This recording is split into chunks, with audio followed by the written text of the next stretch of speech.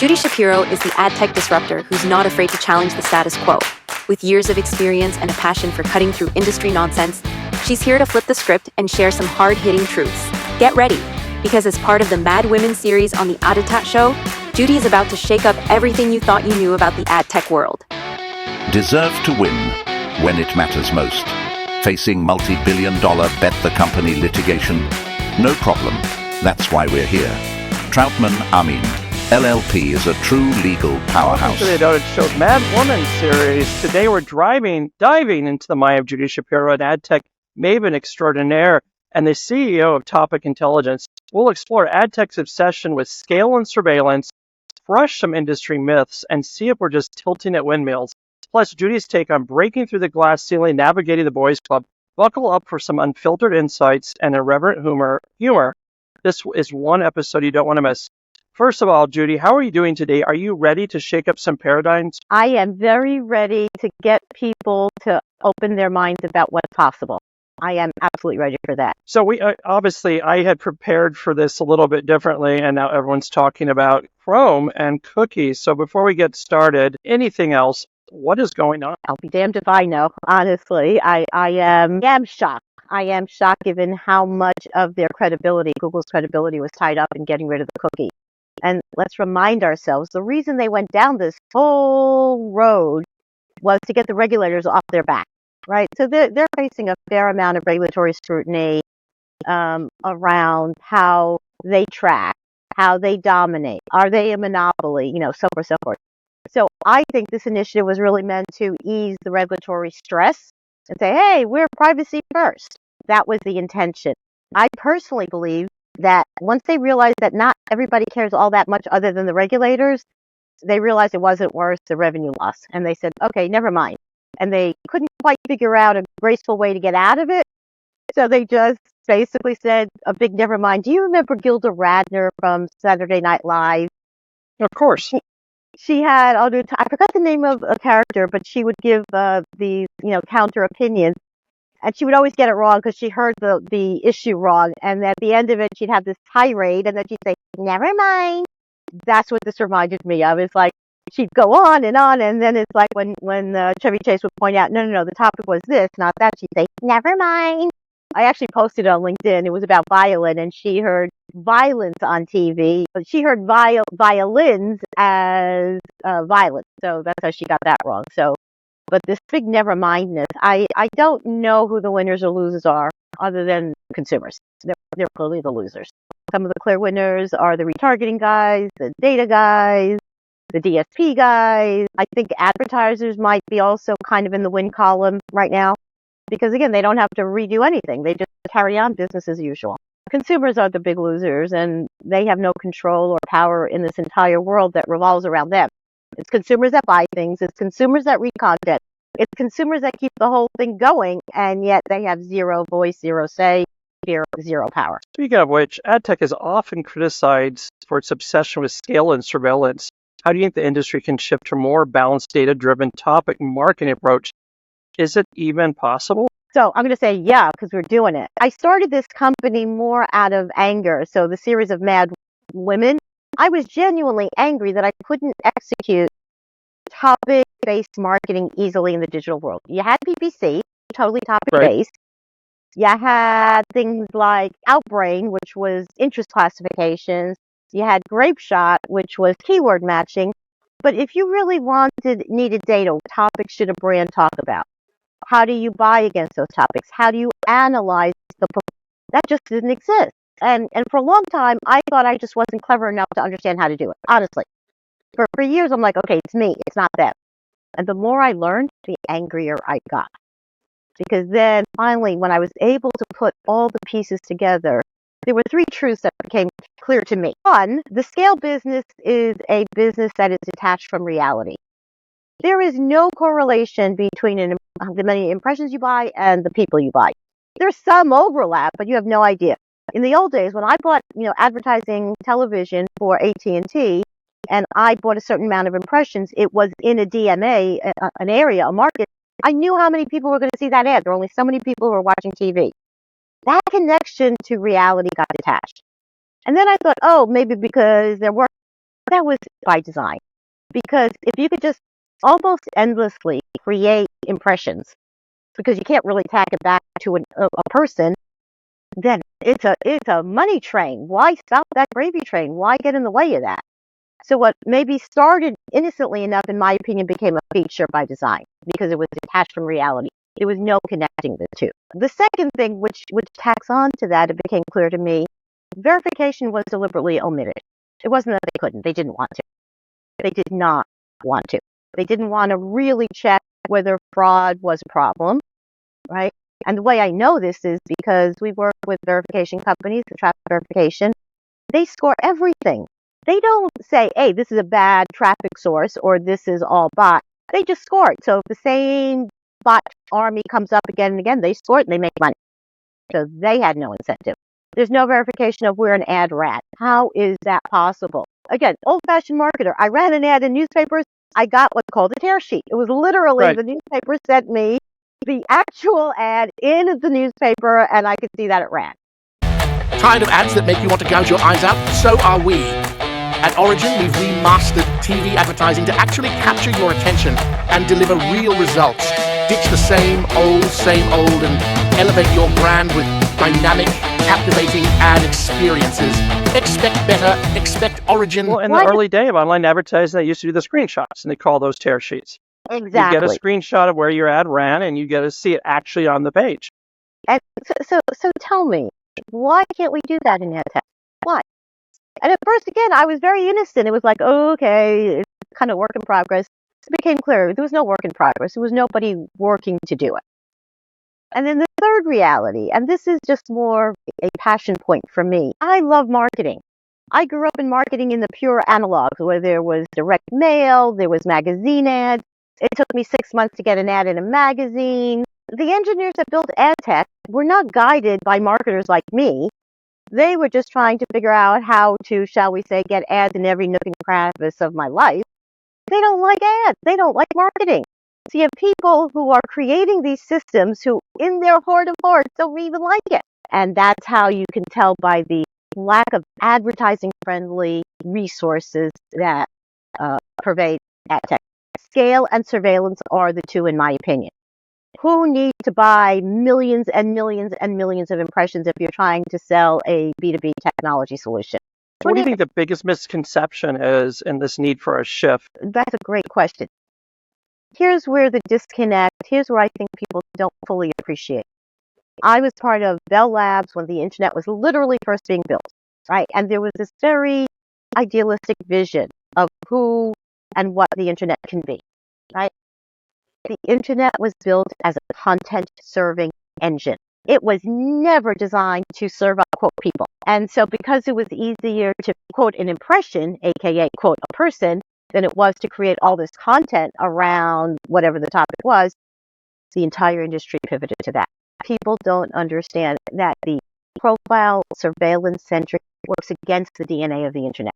And that's why there's so many problems. That's why there's so many trust gaps. That's why there's no verification. It's like, square peg, round hole situation. All we did was lean into what the internet does so well. It's a content serving engine. That's what it is. So topic intelligence tells a brand, oh, right, here are your important topics based on your conversion. Not a keyword analysis that's just generic. Here's what works for your brand. Once you know the topics you need to invest in, the rest is, shall we say, downhill skiing. So what if everyone embraces this model? What does the future of ad tech look like? So let me be clear. There is room for the current ad tech model. If I'm selling pens or Coke or you just need to get out there. TV was a mass media. Internet is a mass media in the current version of scale and surveillance of ad tech. There is a need for that. What I advocate for is that's one specific business model. And unless we start creating a different business model that could be healthy and supportive of advertisers, publishers, and consumers, then we cannot innovate. And that's what we are advocating. And that's exactly what the topic paradigm is meant to be. AdTech does not, here's the crazy part about AdTech. For the publisher to make the most money, they have to game the advertisers. For the advertisers to get the most for their buck, they have to game the publishers. That's just bad. It's just not ethical. In a topic paradigm, consumers get the topics they want. Advertisers get the conversion they need, and publishers can finally make money on the quality content that they're producing. So who's the trailblazer here, like the Indiana Jones of AdTech? What company is out there with a whip and fedora? Well, in the new model, and again, flagrant self-promotion right this minute, there aren't many people doing what we're doing because it's so much harder. It took us 3 years to create our own AI-driven contextual model. So we understand the word bank for a financial institution does not mean the West Bank, and it doesn't mean Blood Bank. Right. So that's a good example of how keywords can misfire. And the advertiser never knew it because they never saw where the ads ran. So if your ad for a financial institution and one of your keywords was bank and it ended up on content about a blood bank, you're like, you'll never see it. You'll never see it. You'll never see it. All of those lack of verification. Topic-based ad tech stack is an alternative, and it's much more verifiable because there's no scale. If I'm a brand and my topic is, I'll make it up, my topic is clean energy, right? There's not going to be millions of pages where I can run an ad. Let's face it. There never will be. So the scale model, I'm not incentivized to drive scale. But in this model, brand safety becomes very clear and obvious. Quality of placement becomes obvious. And then I don't have to worry about chasing anybody because if somebody's interested in clean energy, they will find the content if it's well executed. So we have a services arm and we have a technology arm. You can't do topic intelligence and you can't do topic centric without having a very robust services arm. So we're very much like the trade desk. They have their tech platform and they have a very strong services arm. That's exactly how we've structured ourselves. We took a page out of that. Are there any main hurdles that are making this hard to making other ad tech companies not want to transition? Yes. The problem, and I'm going to talk about our native platform friends, the ones that have those ads on the bottom. The problem is creating an AI model that understands human language, crazy hard. Because contextual AI is not something you could just pluck off of an LLM model. We had to build it. It took us 3 years. We were working with AI well before the industry went nuts. In fact, I'm very proud. We actually have co-developed with the National Science Foundation, the NSF, because they have a huge interest in understanding what content on a page, right? On a digital page. It's in our natural. So the NSF partners with a very small amount of companies. Usually it's the Microsofts and the Dells of the world, but we were fortunate that they bought into our premise. And so we're able to partner with them to really have a contextually deep understanding of what is a page talking about in human terms. It's not at a keyword level, which is very narrow, and as Einstein said, it's like looking through the universe through a pinhole. All you see is one pearl at a time. You don't see the whole thing. So keywords are that, just one pearl at a time. You don't see the whole picture. Contextual lets you see the whole pearl necklace. It's very difficult to do. We have been working on this for 3 years. 3 years. Our product is in market for about 9 months. Thankfully, it's doing really well. And it works particularly well for performance-oriented advertisers. That really if you're wanting branding, you just want to get your word out, in a very generic way, the current ad tech works just fine for you. It's cheap, it's easy, it's well understood. There is some niggling brand safety issues, but there are ways to at least minimize it, right? There are ways to minimize it. If you want to do hardcore performance, programmatic, that whole ad tech stack will be extraordinarily painful and difficult because you have to pay for so much stuff to compensate for all the trust gaps. Because at the end of the day, an impression cannot buy anything, only a person can.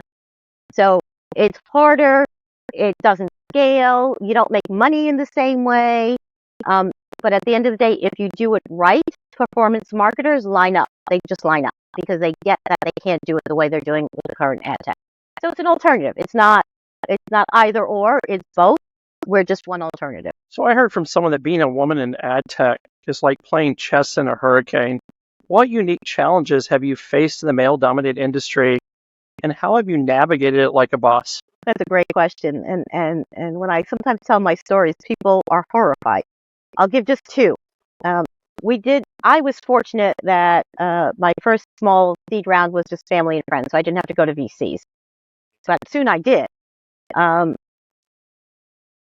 There was one particular gentleman, major VC, I will not name names because that's just not cool. but he was my age. We had a common colleague, right? Gray hair. Right. So he would only spend 15 minutes because he didn't even let me talk about what we were doing. Because you know what we were talking about? You ready? My Right. gray hair. My gray hair. The entire 15 minutes. Basically, he said, "Say, tell me, have you always had your gray hair?" And I thought this was some kind of VC mind trick. And I'm like trying to understand what it is he's asking me. Right. But then it got worse. He said, men can get away with gray hair, but women, and then he didn't know how to answer that. So he kind of just trailed off. It was horrific. And I happened to have had my one, family investor with us. It was the most embarrassing. I should say it was 18 minutes. The most embarrassing 18 minutes of my life. I couldn't handle it. And then in another situation, I'm always focused on how to make performance better for marketers. That's what I was accountable for. So unless you stood in front of the CEO of a company and you're being asked to justify the $20 million they just gave you for advertising, and you can't just sit there and say, well, trust me. You have to be able, if you've never gone through that grueling exercise, it's easy to just create these systems that don't do that. So I want to create something I couldn't find in market, very simply. I spent X, what did I get? So things like attribution become very important in a topic-based model. Those kinds of measures. So this one deal I had, it was a deal on the table, and we were going through the numbers, and I said, look, you need some services because that's what advertisers need. And the guy said to me, Judy, and I'm quoting, unlike men, you seem too invested in client outcomes. Right. You mentioned this before to me, and I think I actually told you on a different show about the difference between men and women, because I actually saw recently in a newsletter some expert in the industry talking about how to get out of the industry, how to make your ad tech company and then sell it as fast as possible. And one of the things they point out is you shouldn't care about client outcomes. It doesn't matter if your ad tech product actually works. You want to sell it and make an exit. And I think that is definitely a true difference. Yeah, and it pisses me off because it was an echo chamber. VC saw a couple of big players in ad tech who could get away with this, surveillance scale model. Therefore, everybody lined up. And so I got angry that nobody was even trying anything different.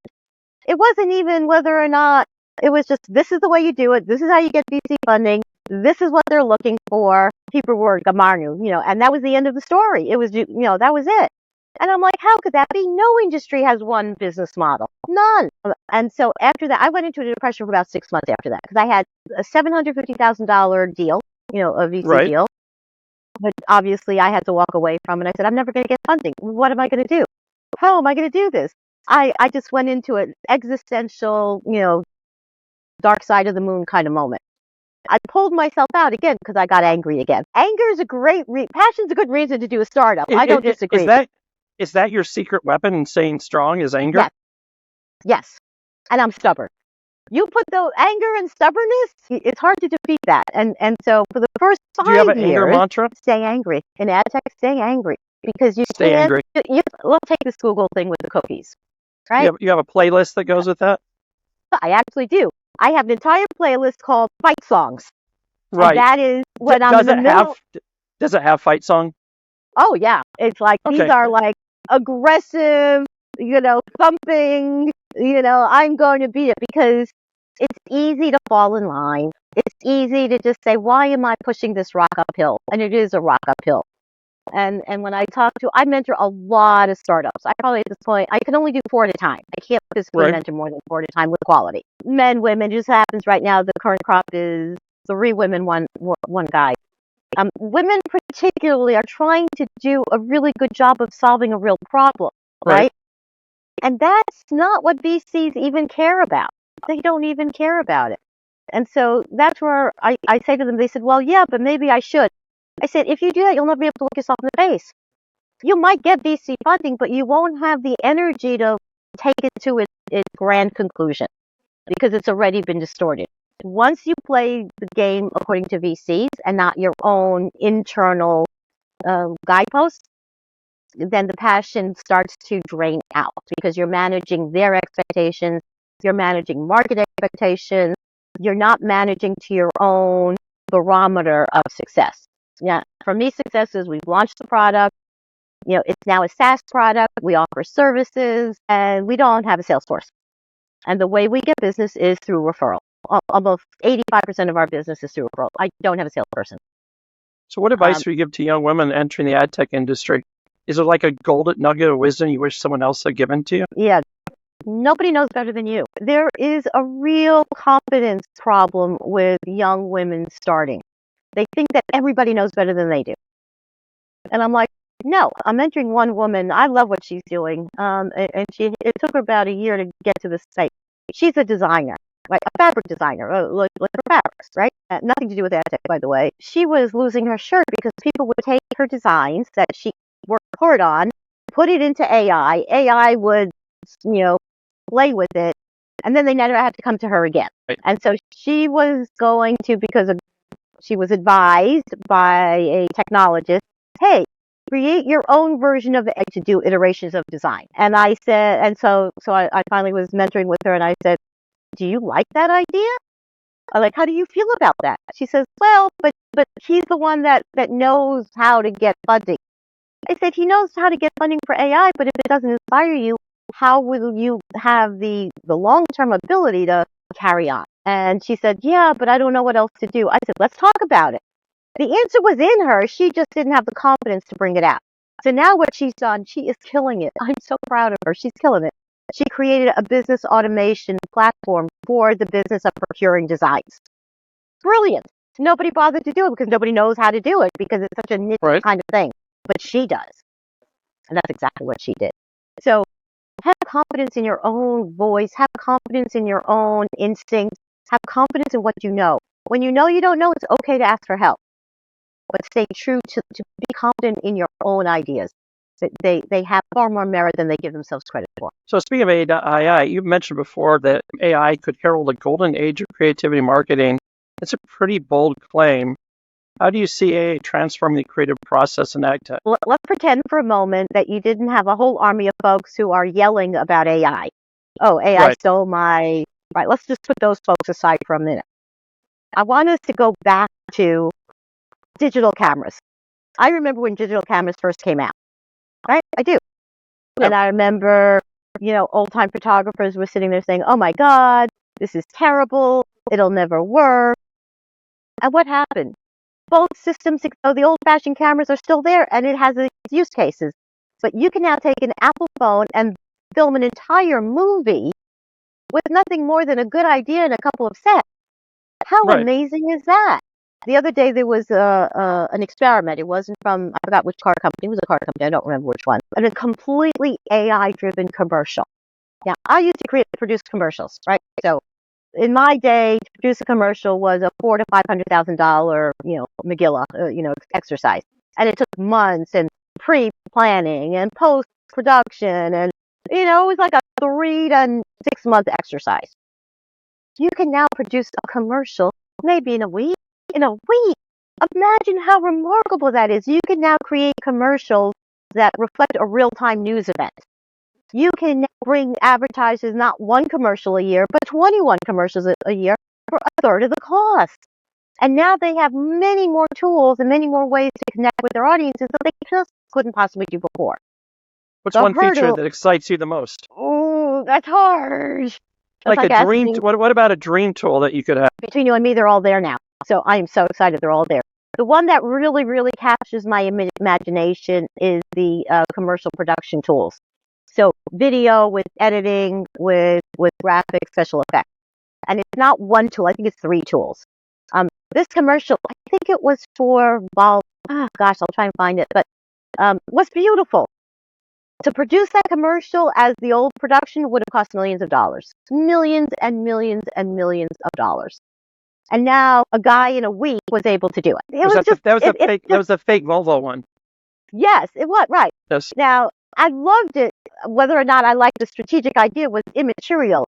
If you looked at the complexity of that commercial and the ability, it would have taken a professional production group months and months and months. And it was done in a week. The hurdle to AI is agencies don't know how to make money off of AI now. Like, it was clear how they made money producing commercials, right? Everybody understood how that is. So what could you actually charge for a commercial that took a week with an AI? Like, how could you charge for that? And this is where agencies do not do well. They don't know how to take new technology, get into their business model, and learn how to make money. Instead, they're like, no, no, no. They hold up their hands. They held up their hands to ad tech for decades, despite my yelling at my friends at big agencies, and they're the ones that are putting. That will never replace a brilliant writer. Never. A brilliant writer is the one that guides the AI. That connection has not been made. I think the next generation will be masters of it, and they will learn how to unleash the pure genius of AI to help the human brain become more creative. I know it's helping me. Like, sometimes I'm writing this very boring, like, I love your writing. You take ad tech content, like topics that are dry as toast, honestly, and you bring it to life. That's what AI could do for everybody. So if I'm writing a particularly unpleasant, accurate, but unpleasant piece of content, I'll throw it into one or two AI agents and say, help me rewrite this. And they'll give me the idea to say, that's what I was missing. Oh, I use AI to bounce ideas all the time, especially when I can't find. I'll be like, I really can't find a metaphor. Give me 10 metaphors besides, herding caffeinated cats, and they will give me 10 different ones. And I'll be, and maybe two make sense, and maybe none make sense. But sometimes none make sense, and it just gives me an idea. Oh, I have a better idea than that. Exactly right. That connection has not been made. Right now, artists are too scared. They're too fearful. Right. They're too busy, watching their flank. And agencies, instead of leaning into it and embracing it and saying, here's how it really can help us all, they're like, oh, no, because we can't charge. I'll give you an example. We do complete branding packages for our clients. New logo. Now, I used to work for AT&T. To do a new logo was easily a $500,000, project. Well, you also had to do all the research that came with it. I didn't. The branding. That's why the branding agency. Well, the brand did. I'm saying there's also 10 years or 5 years of research on why you needed to change it, and then the actual acceptance of changing it, and then you had to have a committee.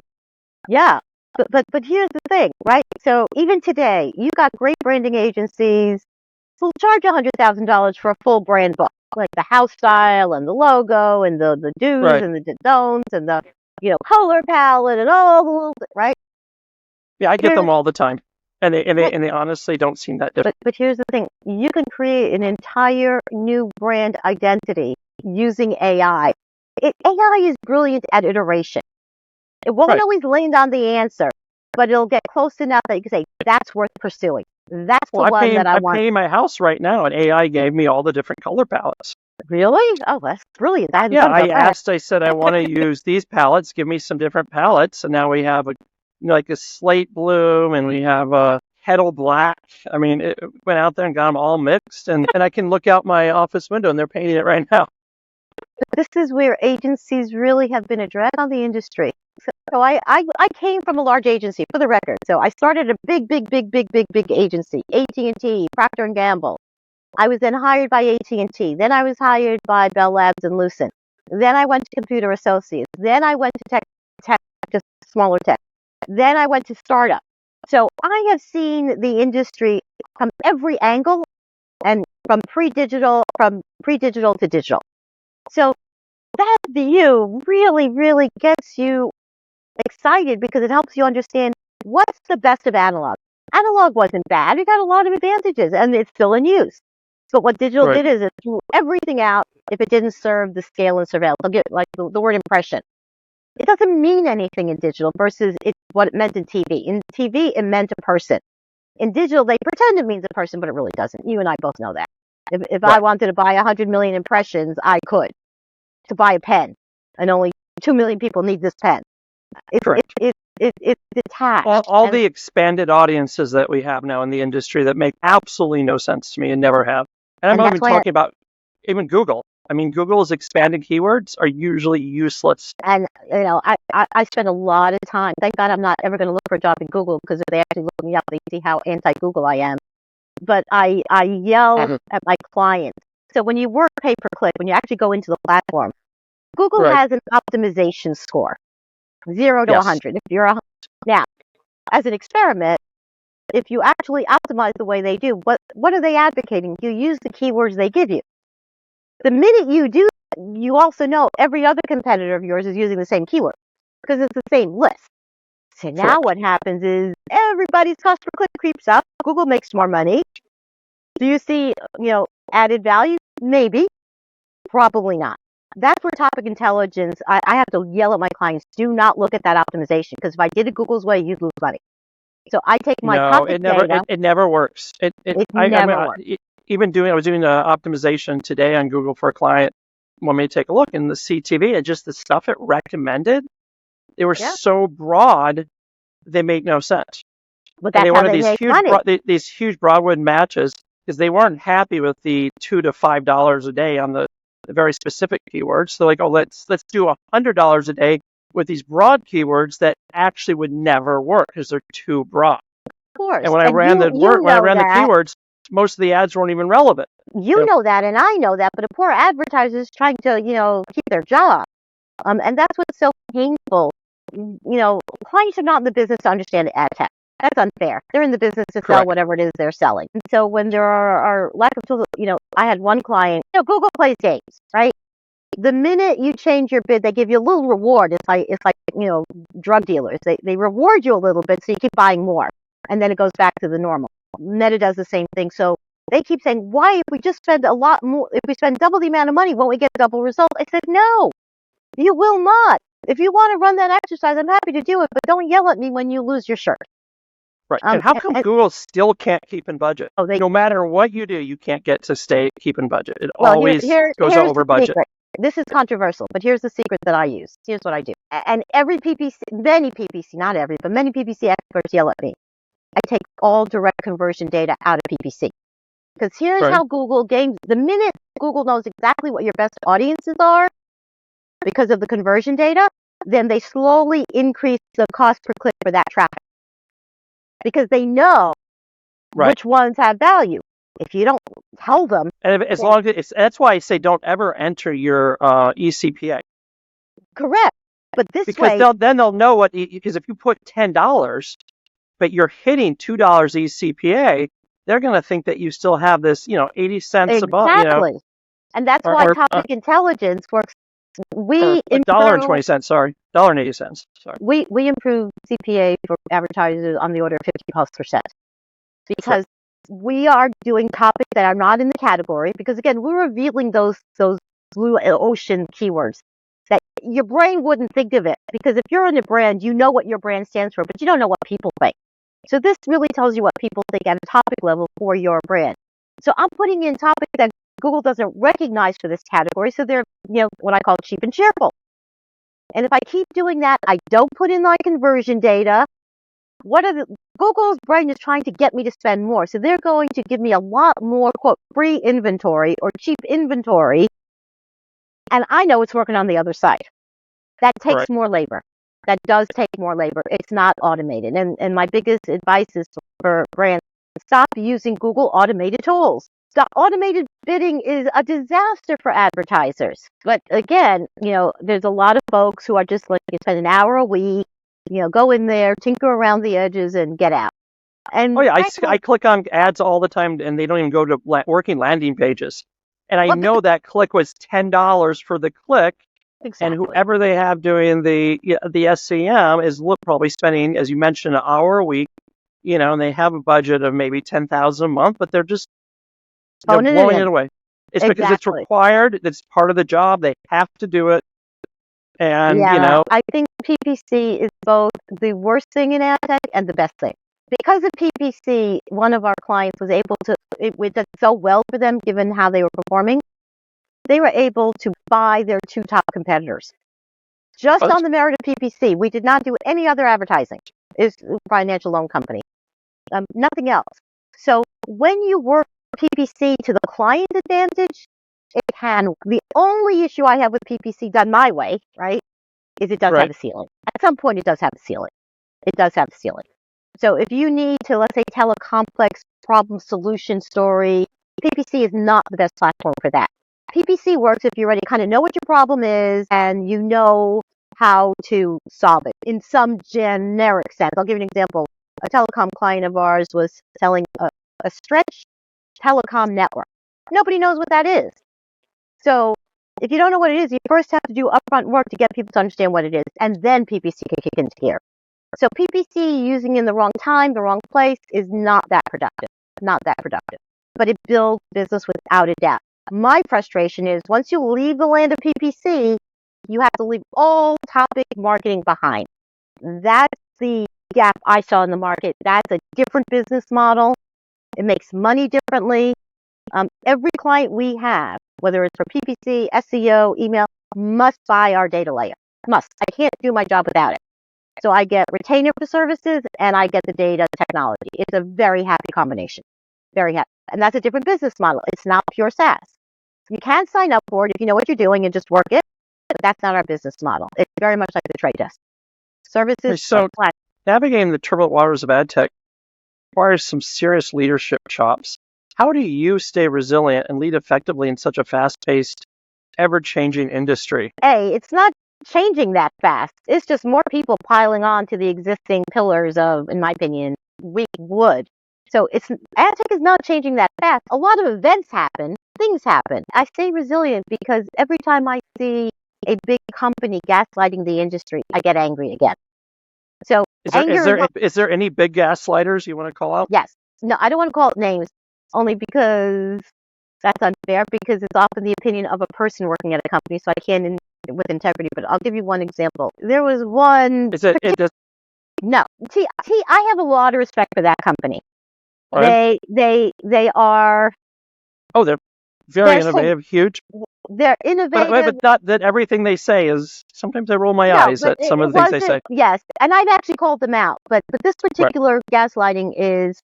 Think about it. You're a brand, right? You have to manage your ad tech stack, right? And the way it's built. So in our sense, we're a completely unified platform. The data, topic-based analytics, performance, all of that is in one place. So there's not my job. It's not my job. Right. Ad tech is very fragmented. And because nothing attaches to anything else, that's left to the poor client to do. Too often, an ad tech vendor will say to a client, oh, it's not working the way you want because you're using it wrong. That is a masterclass in manipulation. So they'll say, oh. Do you think that's happened more in the SaaS model? Because yes. I feel like the SaaS model has made everything in beta constantly. You used to buy, and it was even video games, you used to buy a product and 99% of the time it was completed. You might have an update, there might be a bug, and they might do a patch, and they might do another patch a year or two later. But now, as soon as you buy a product, there's 20 patches, and there's a patch next week. And it's also in video games. You can't buy a video game now that has been, if you buy almost every video game released, you have to download a patch as soon as you buy it. 100%. It makes no sense. But this is a good example where, especially for women, be careful of the VC you get into bed with. Here's a great example, because we've been working on this. Now, I could have released it a long time ago. But I wanted the kind of product that I could use without torturing myself.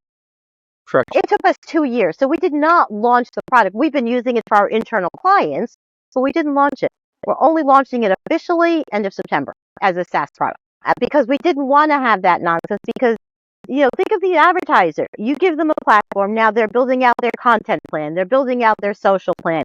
I can't be fucking around and changing it to add a whole different whatever, because now I've thrown all their other plans into turmoil. Now they have to start over. That's not helpful. That's not helpful at all. So I probably, against the advice of what would have been almost any VC, kind of didn't create an MVP. I wasn't interested in creating a viable product. I was interested in creating a great product. And it does take longer, and it is more painful. But when you get there, the joy is hard to describe. And that's the second thing I counsel young women in particular. Get something that you would buy if you were the customer. Not what a VC is saying is good enough. Good enough is good enough for them. It has to be good enough for you. If you would buy it as a customer, then you're good to go. If you wouldn't, then you're not ready. Did you have a recent setback that became a comeback? It's not so much as a setback was when we stopped going for funding. So we just stopped. We said, that's it. We're not doing it. And it was because in order for us to grow at the rate that industry expects, you need millions of dollars in the bank, right? Right. And so we only, our development is tied to our billings. And because we're doing well, we have enough for development, but we don't have enough to add 20 more developers like we would if we had a round. So the setback was, which became an advantage, is we couldn't go as fast as normally people would expect. But in the end, that let us find the mistakes that we would have not seen otherwise because we had to go slower. So because we had to go slower, we could really pound on the product with our clients, see what really wasn't working around the edges, like those outlier use cases. Is what does in every tech platform. And if you're going fast, you won't catch those. If you go slow, because we stopped going for funding because it was just too emotionally difficult for me, we were able to avoid some of those really catastrophically bad outcomes to clients. And I'm proud of that. I am proud of that. It is painful, though, because when you can't make your payroll, you're like, every month you're like, will I make payroll? Will I make payroll? And it's exhausting and it's frustrating. But then on the other side, you see how well clients are doing with what you're building and what you're creating. That it's kind of like an artist.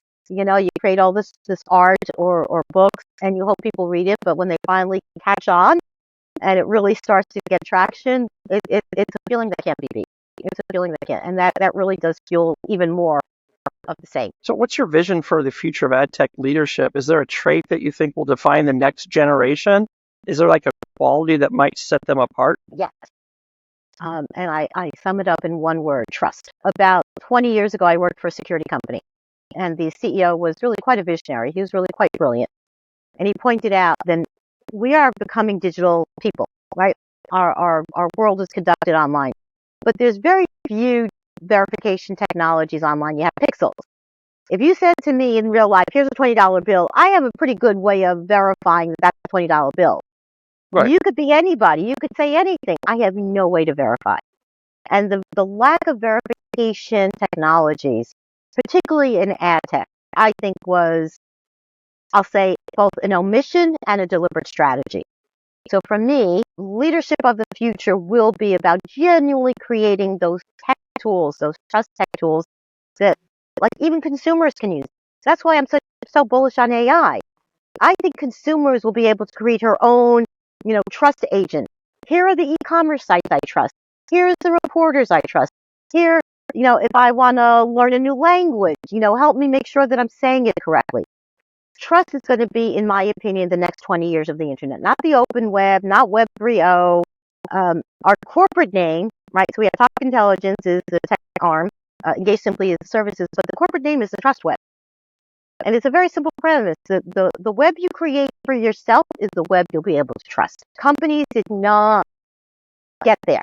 And that's what I think the next generation of tech will be, is giving end users tools that they can use to make their trusted experience something that will be a useful experience. It's not one of, are they going to track me? Right now there's a lot of trepidation. I go to site 1, what will they do to me? I go to site 2, what will they do to me? And you're completely subject to whatever the rules are of that site. But imagine for instance, this is just my own fantasy, being able to create different browsers based on different personas. Judy grandmother. I have 4 grandchildren, 4 granddaughters, I should say. And there are times I just want to see all the grandmother stuff. I want to see articles. I want to see stuff. I want to see the best toys. I can't do that easily. And that profile can be shared. I don't care sharing that if I get, the best toys. But I don't want my business world mixed up in that. So being able to create different kinds of, I'll call them browsers, but it's really, in my opinion, a super app. It's not a browser. It's a simple example. We now march to Google's drum. I am your browser for most of us, and you will do it my way. I think those days are gone. That's why I personally think Google went back on its whole cookie thing, because it needed to spend its time figuring out how to save its, core business. And its core business is at risk, in my opinion. I think they are on the other side of that growth mountain. I do not think that they will have the velocity. I think in 20 years, they will feel like the AOL of today. They're not going away, but they won't be what they were. Right. Or AT&T, I lived through that. AT&T was Google, Apple put together. And I worked at AT&T in those glory days.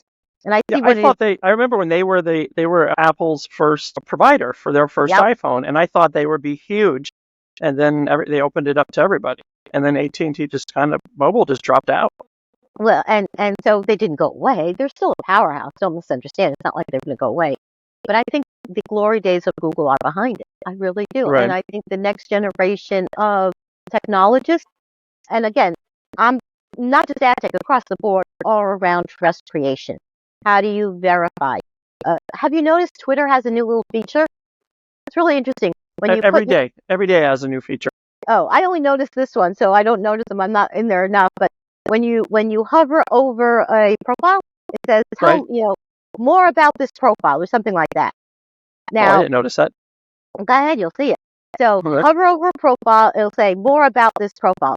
They're actually pretty bad right now, but I love the idea of it. Now, maybe, I'm hoping it'll get better because a lot of them sound very generic, but it's how I support that kind of.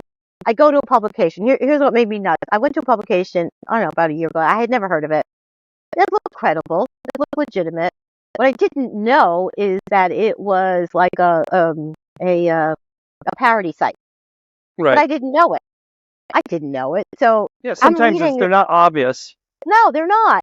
And so I was reading this and I'm like, is that really right? I don't, just a simple tool like an SSL tool, right? So something we're looking at. I'm not sure we're going to go there, but like a tool that you could get. What is this, publication? When was it founded? What is its leanings? It's not censoring. I'm not saying right or wrong, good or bad. I'm just saying, they focus on these topics. This is, their orientation. So you at least have some going in understanding of what the hell you're looking at. Right now, you're going in cold. And that's not healthy. That's why we have a lot of the social. Because social puts the context that doesn't exist on publication. Right, curates. Right, but the problem with that is you have as many trolls as you have real people. So now you don't know what to believe there either. The whole trust paradigm that we use in the real world to build ourselves up, create cohesion, create communities that can really be activated, have completely broken down in the age of digital. And building that back up, I believe, is the next generation, how we get out of this mess. Right, before we go, and I know I've asked you before, if you could Yeah. send yourself a time-traveling text message to yourself when you started the industry, what would you tell yourself? Going back, Yes, when you first started. trust my opinion more.